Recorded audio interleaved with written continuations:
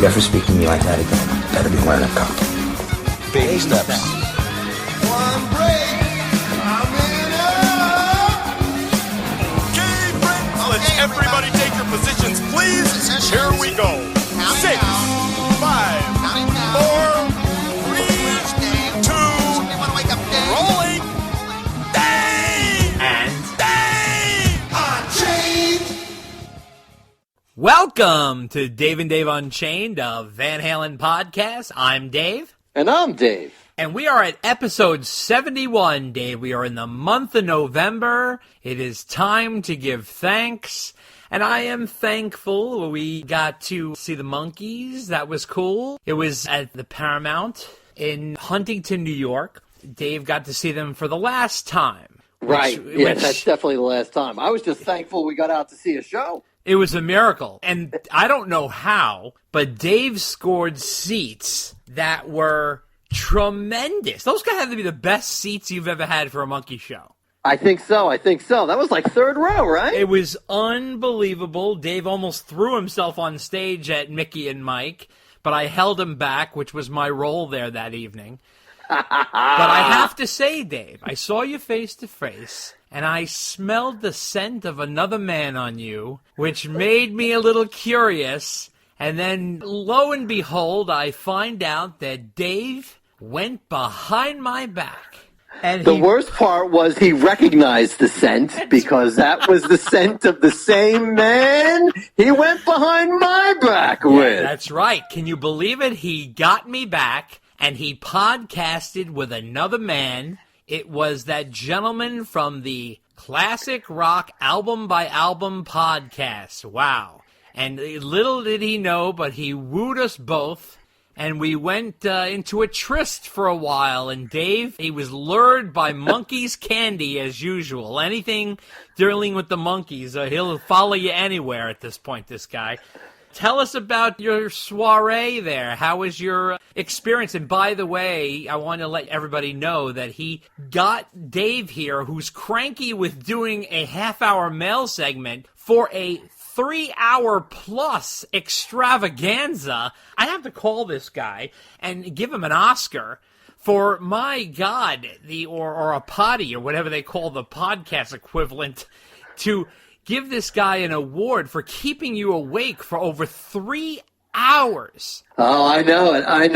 The podcast itself was over 3 hours, and I think we were doing it for almost 4 from soup to nuts. Wow. I definitely went the distance. Wasn't that a line from a Rocky movie? I didn't think this one was going to go the distance. That's right. You went the distance. You went the full 12 rounds. I did, but I have to tell you, did it with Chris. Uh-huh. It was a lot of fun. Uh-huh. We talked Monkees for 4 hours. That guy is very knowledgeable. Yes, he is. He's very good. I learned a lot about the technical side of podcasts. I had to whip out my microphone. Oh, yeah. And my Skype account, which I can't remember the last time I used. It was a lot of fun. We talked about the Monkees' debut album for an hour. So if there's any Monkey fans out there, and I think there are a few from people who have written it in the past, go check it out. We talk endlessly about the Monkees' debut album for over 3 hours. Yes. But don't worry, Dave. I will still complain to you about how long it takes us to do things. Of course because you I don't will. want to let you down. Because that's what you do, and of course I wouldn't want you to veer away from your own personality. For everybody who wants a little taste of quiet Dave, you'll see he's not so quiet on the Classic Rock Album by Album podcast. I believe it's currently, as we're speaking, it's the latest episode. I'm sure by the time this podcast comes out there will be another one, but it'll be on there either way. Chris does a nice job, and you can check it out on the Classic Rock Album by Album podcast. It's the Monkees episode, the Monkees debut album, and Dave is the featured performer. He's getting me back for talking about Motley Crue back in the summer. And no, that was a Motley Crue. That was the Four Horsemen. You're right. What the fuck am I talking about? I'm high over here. I don't know. You're right. Because the first thing he brought up was, he's like, you don't have a beef with the Monkees like Dave does with a member of the Four Horsemen, do you? It's not that I have a beef. I'll tell you quickly, actually.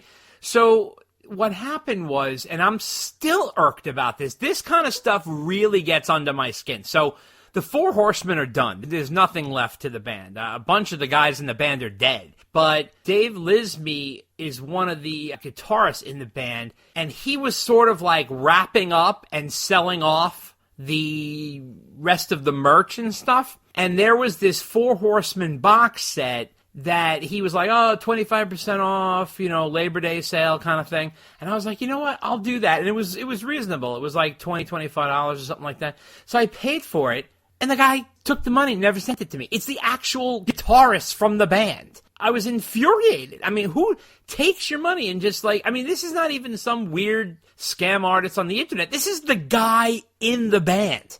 And I'm just infuriated about it. And it really, really irks me that I never got my box set. I keep emailing the guy, and he just never emails me back. And I still love the band, and I love their music, but, who the hell does something like that? But anyway, that's just stupid beef. So we are on to better things with Van Halen news. Van Halen News.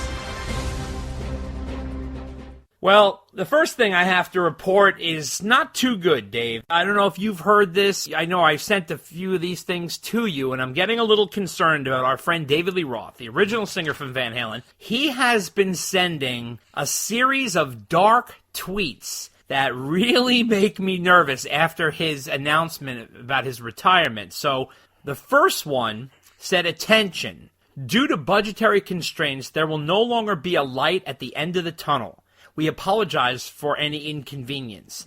And it was like these red, green, and pink squares leading down to a black hole. Then he put out another one, which also had a black hole, which had like this green stuff oozing out of it, no words. And then he had a third one that had this devilish character in the sky beaming down to a skeleton. And the words said, "Fried Chicken, Global Storming Part 2. So I don't know, but this really makes me worried. Like, these are really sort of dark and edgy. It has sort of a somber tone. What did you make of this? Well, first of all, I think the first one, isn't that a quote from a Van Halen song from a Different Kind of Truth album, right? That's from one of the songs on that album. The budgetary constraints line. I'm not sure if that's correct. We have to check I'm pretty sure it is. I'm Is it? pretty sure it is. I can't remember which song off the top of my head, but it's definitely a line from that album. As for the other things, I can't make out Dave's artwork to begin with. I don't know what he's going for. Much like Dave's writing, I need cliff notes and someone to interpret it for me. So if he's taking a dark turn, maybe he is, but I'm not necessarily seeing it, but I have trouble seeing what Dave sees anyway, so I'm not sure where he's going with this. Okay, well, it did concern me. I also want to let everybody know that, of course, we know about Dave's upcoming final shows happening in Vegas, but I want to let everybody know that there's going to be an after party for DLR's final shows in Vegas, the January 7th and 8th ones in particular, at Vamped. That's VAMP''D, which is located at 6750 West Sahara Avenue in Las Vegas. They're holding a big after party with Van Halen tribute band Van Halen. We've had them on the podcast before. They're a phenomenal tribute band. Definitely want to check this out. So if you're going to Vegas, I would definitely check this out. Now remember, the shows are going to end pretty early because, as we all know, the shows in Vegas end early because they want you gambling, blah, blah, blah. They don't care that it's Dave's last shows. It's not like he's going to be playing till midnight. Most likely those shows will wrap up by 10 o'clock and they'll have you out into the casino. But if you want to check this out, check out the website vampedvegas.com. That's VAMPDVEGAS.com. The number is 702-220-8849. You can check that out to get tickets. Again, Van Halen playing after the David Lee Roth shows on January 7th and 8th. Definitely want to check out that after party. What do you make of that? Almost makes me want to go to Vegas. Well, I know. Let me tell you something. I know I won't mention people, but there's plenty of guys more well off than you and I that are passing, that have the cash to do it. And they're just like, you know what? It's just because You know, if you've already seen it, which we did, it's probably going to be a similar show. I know everybody keeps thinking Michael Anthony's going to be there, Alex is going to be there. I don't think that's going to happen. I really, really don't. Let me ask you something. Well, then there's always the mystique of the last show. Yeah, but wait a second, the last shows. Have you ever heard of Dave bringing anybody on stage? No, okay? The guy won't do it with Sammy Hagar for crying out loud. So. When he's on tour with him. I mean, he was actually on the tour. I mean, that was like the one question that was coming up to them. Are you guys going to do a duet? Are you going to come on? He didn't even let Michael Anthony come on during his set and bang out a few old Van Halen songs with him. My feeling is I think that's all fabrication from fans. Is it a nice idea? Absolutely. Does it make sense? Of course it does. But that's why Dave's not going to do it. Right, exactly. We also got some insight from Doc McGee, who is the manager of KISS. So he was recently on a podcast. It's called The Rock Experience with Mike Brunn. And Mike did a very nice job here. I just watched the whole thing. Doc's a very colorful character. He's great to listen to. Now, Doc just not only managed KISS, but in the past he's managed the Scorpions and Skid Row and Motley Crue and everybody under the sun, Darius Rucker, all these different people in the past. He's an excellent manager. He's done a lot of good stuff, lots of success, and he's an interesting character. So what he did was he kind of clarified the David Lee Roth situation about why Dave wasn't on the KISS tour, right? Everybody was wondering, what the hell's going on with that? And he basically said this, listen, it was just a year and a half later. He had commitments that he had to do, and we just said, we get it. You got stuff you have to do. We talked about it, he said, 8 months ago. And I said, listen, don't worry about it, David. If you got things that you have to do, it's been a year and a half later, don't worry about it. And Dave said, thanks, and went his own way. But he said, we really enjoyed having David out. The press drives me crazy because they sensationalize every fucking thing you say or do, and they take things out of context to make it more sensational than what it is. That's understandable. However, I think Doc did a little bit of a manager dance here because he actually tried to cover up Gene's comments. Now, if you all remember Gene making the comments about David Lee Roth and criticizing him, this and that, about the Fat Elvis, that whole thing, everybody on the podcast already knows what that's about. I don't know how, but Doc was actually trying to make that out like it was nothing. So he says here, in no way did Gene or anybody say anything against David Lee Roth. Actually, if you ask Paul Stanley or Gene Simmons in the 70s or 80s, the best front guy in the world was David Lee Roth. By far, hands down, he blew everybody away. There wasn't anybody that didn't look up to David Lee Roth and go, holy fuck. Robert Plant, anybody. I don't care who it was. That guy, meaning Roth, was the shit. And we have all the respect in the world for him. I love listening to all the Van Halen stuff. I really did. I had a great time with it. I really don't know how you cover up Gene's comments. I mean, listen, Dave, you have never seen Gene apologize to anybody, and Gene actually apologized publicly to David Lee Roth. So I don't know what the hell Doc is doing here. I mean, I understand why he addressed the situation, why Dave wasn't on the tour.